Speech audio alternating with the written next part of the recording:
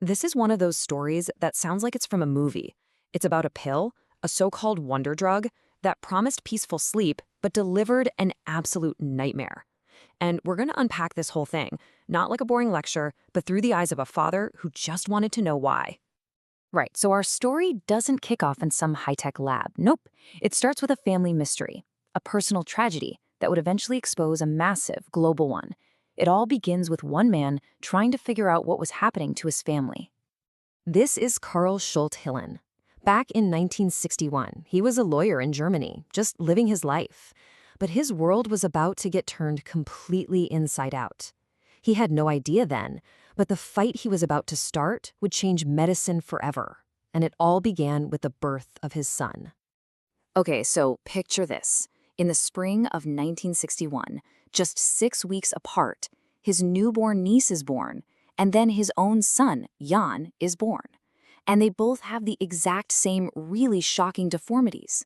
Their arms are much, much shorter than they should be, and their hands only have 3 fingers. I mean, for any parent, that's just a heart-stopping moment. But for Carl, the fact that it happened twice in the same way to 2 different babies in his family, that was a puzzle he had to solve. His first thought was what anyone would think. Is this some kind of hidden genetic problem in our family? But he dug into his family tree, looked everywhere, and found nothing. It just didn't add up. He became convinced it had to be something else, something from the outside. That conviction led him to a pediatrician, a Dr. Whittakin's Lens.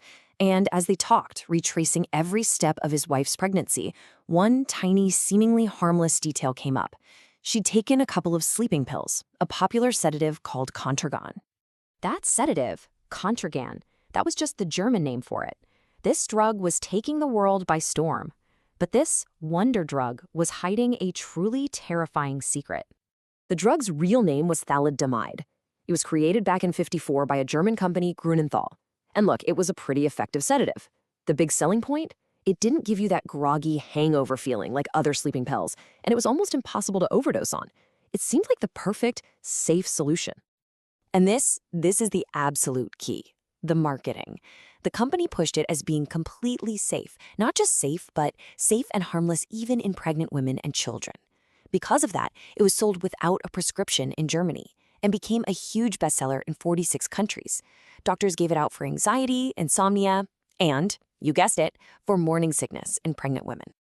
So, with that one little clue from Carl Schulte-Hillen's wife, Dr. Lenz had his prime suspect.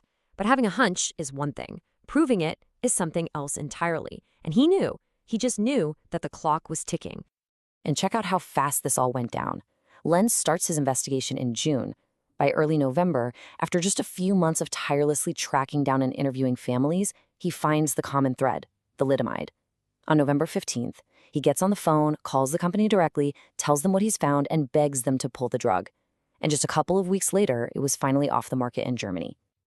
For Dr. Lenz, this wasn't just about being right. He understood the stakes in the most brutal human terms. He told the company that for every single month they delayed, another 50 to 100 babies would be born with these awful malformations. It was a terrifying calculation of the human cost of waiting. So the drug was identified, it was pulled from the shelves, but the biggest question was still hanging in the air. How? How could a simple little sleeping pill do something so specific, so catastrophic to a growing baby? Well, the answer is pretty wild, and it happens deep inside our cells. Let's walk through this. Think of it like a heist. Step 1, thalidomide gets into your body and latches onto a normal protein, kind of like a docking station. Step 2, this new combo, this thalidomide protein complex, becomes a molecular hijacker. Its new mission is to hunt down other totally essential proteins. Step 3, it finds what you could call builder proteins, the ones that are literally building the baby's limbs and organs, and it tags them for the cell's garbage disposal system. And the result? Step 4, the construction project just stops. The development of arms, legs, ears, it all just grinds to a halt. The science was solved, but for the roughly 10,000 children born around the world with these conditions, the story was far from over. For them, it was the start of a lifelong journey. See, the problems didn't stop with the challenges they were born with. As the survivors of thalidomide have gotten older, they're facing a whole new wave of health issues. The original malformations put a massive strain on their bodies, which leads to things like degenerative spinal problems and really painful arthritis. Many deal with constant, chronic pain from nerve damage and are at a higher risk for serious conditions like kidney disease. It's just one challenge after another for their entire lives. And this really puts it into perspective. On the left here, you're seeing a CT scan. That's the invisible reality, the internal damage to the spine and organs that survivors live with every single day.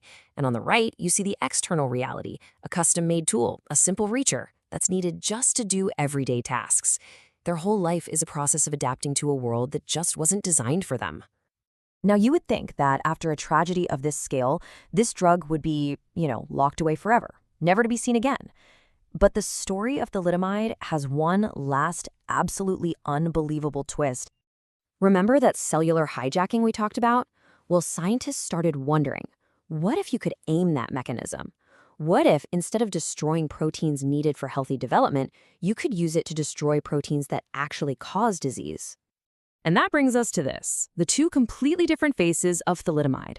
In the past, it was a sedative that caused one of the worst medical disasters in history.